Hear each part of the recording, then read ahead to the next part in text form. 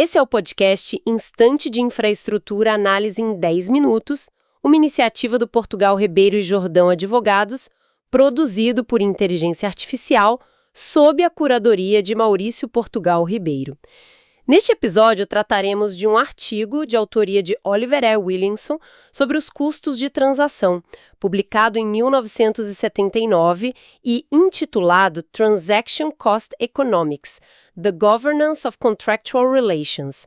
Esse artigo é relevante para a compreensão dos custos de transação em torno dos contratos de concessão e PPP, e foi fundamental para Williamson ganhar o Prêmio de Economia de 2009. Sabe, tem uma coisa que sempre me intrigou nos grandes projetos de infraestrutura. A gente vê planejamentos de anos, décadas até, e mesmo assim parece que a renegociação e a disputa são, assim, a regra, né? Pois é. E é curioso como a resposta para isso pode estar no artigo de 1979. Exato. E a ideia central do Williamson começa quase como uma hipótese de ficção, não é? Ele fala que se os custos de transação fossem zero, bem, nada disso importaria. Exatamente. Num mundo ideal, sem atrito nenhum para negociar, a forma de organizar a economia seria irrelevante. Mas claro, a realidade é outra. E bem diferente. Muito. E ele nos traz para essa realidade com dois conceitos bem humanos. O primeiro é a racionalidade limitada. Que é basicamente dizer que não temos bola de cristal, certo? Isso. É impossível prever tudo o que vai acontecer em, 30 anos de uma concessão. Então, por natureza, todo contrato de longo prazo é incompleto, tem lacunas. Ok, os contratos têm buracos porque o futuro é incerto, mas só isso não explica as brigas, né? Não. Aí entra o segundo ponto, que é o pulo do gato, o oportunismo. A busca do alto interesse com astúcia. Adoro essa definição. É perfeita, né? Sabendo que o contrato tem brechas, uma das partes pode tentar usar isso a seu favor, fazer uma promessa que não vai cumprir, distorcer uma informação. E a mistura da incerteza com essa possibilidade de, digamos, má-fé que cria o problema todo. Exato, é o que cria o risco. Mas isso vale para qualquer negócio. O que faz a infraestrutura ser um caso tão especial e arriscado? A resposta para o Williamson está no que ele chama de especificidade dos investimentos. Especificidade, o que seria isso, na prática? Pensa num investimento que vale muito, muito mais dentro de uma relação contratual específica do que em qualquer outro lugar. Tipo, uma usina construída na boca de uma mina para fornecer energia só para ela. Ou o conhecimento que uma equipe desenvolve para operar aquela usina específica. entendi. Se a mina fecha, a usina perde quase todo o valor. Não dá para simplesmente mover a usina de lugar. Exatamente. E aí acontece uma coisa contraintuitiva. Lembra da competição acirrada na licitação no começo de tudo? Lembro, várias empresas disputando. Depois que o vencedor faz esse investimento super específico, a competição... Acaba.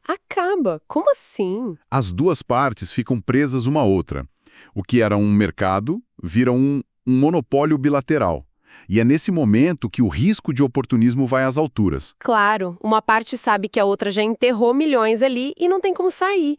Que cilada. É uma cilada. Então, qual é a saída? Se o contrato nunca vai ser perfeito e os investimentos nos deixam vulneráveis. A solução do Williamson é muito elegante. Em vez de buscar o contrato perfeito, que não existe, a gente precisa criar a estrutura de governança certa para cada tipo de transação. Não existe um contrato ideal, mas sim o mais adequado. Isso. Ele nos dá basicamente um cardápio com 3 opções de governança. E quais seriam? Bom, para coisas simples, commodities, tipo compra-cimento. Você usa a contratação clássica. É o mercado puro. Entrega, pagamento, acabou. A identidade das partes nem importa muito. Ok, essa é a mais simples. E a segunda? A segunda é a contratação neoclássica, para transações mais ocasionais, sabe? Não tão padronizadas. O contrato já assume que problemas vão surgir e prevê um terceiro para ajudar. Um árbitro, por exemplo. Certo, preserva a relação, mas com ajuda externa.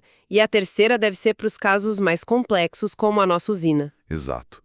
Para esses casamentos de 30 anos, cheios de incerteza e com esses ativos super específicos, você precisa da contratação relacional. Que é quase um manual de relacionamento, então? É exatamente isso.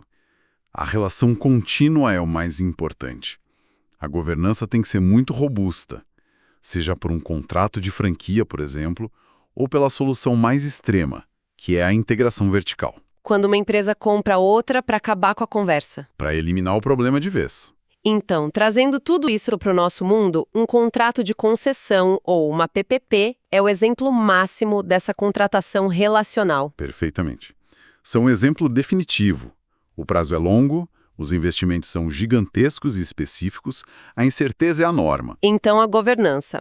O contrato detalhado, a agência reguladora, os mecanismos de reequilíbrio, tudo isso não é acessório. De jeito nenhum. É o coração do projeto. É o que permite que essa relação se adapte ao longo de décadas e protege todo mundo do oportunismo. E, sabe, fica uma reflexão do próprio Williamson.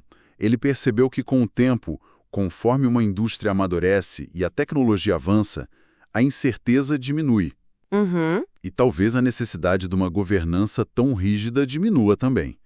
O que nos leva a perguntar: será que no futuro alguns serviços de infra hoje, geridos por concessões tão complexas, poderiam ser organizados de forma mais simples, mais próxima do mercado? Esse é o podcast Instante de Infraestrutura, análise em 10 minutos, uma iniciativa do Portugal Ribeiro e Jordão Advogados, produzido por inteligência artificial, sob a curadoria de Maurício Portugal Ribeiro.